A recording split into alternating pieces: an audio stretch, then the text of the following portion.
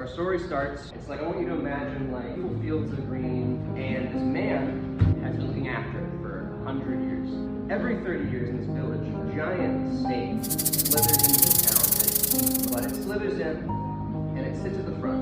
And this man walks up, the slithering snake goes, "Who are you?" And he goes, "I am he." Slithers away. Now this man falls really sick one day, calls his son in. What are we gonna name him? Anybody want to get a name? Dodong?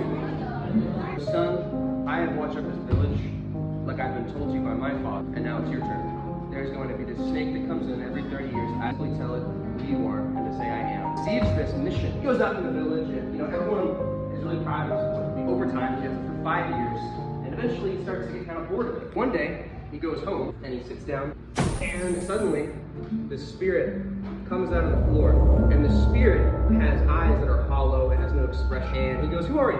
What are you doing in my house?" And the spirit goes, "I'm the spirit of dramaturgy." And the spirit tells him, "Ask me whatever you want and I'll show it to you. Show me the strongest person in the world." He breathes out a cloud of smoke above him, and he shows him he's a strong warrior. He's like over here, he's battling a dragon.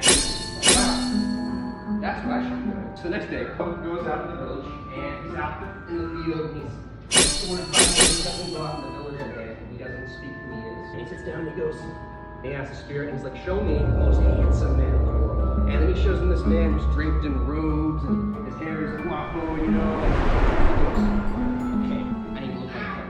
So he goes the next day, and he learns to prepare clothes, he doesn't go out to pray. Goes back home, and on the way home, he sees a little girl, and she just looks at him very confused, as if she thinks she knows what he should be doing.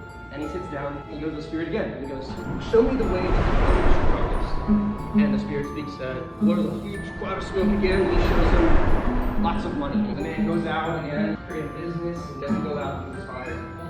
And on the way home, he sees this little girl again. She's going around, and she's walking around, and she's going to the corner, she's saying, "I am," she's praying for things that he was supposed to be doing. He laughs, and he goes, "She's not strong." And he sits down.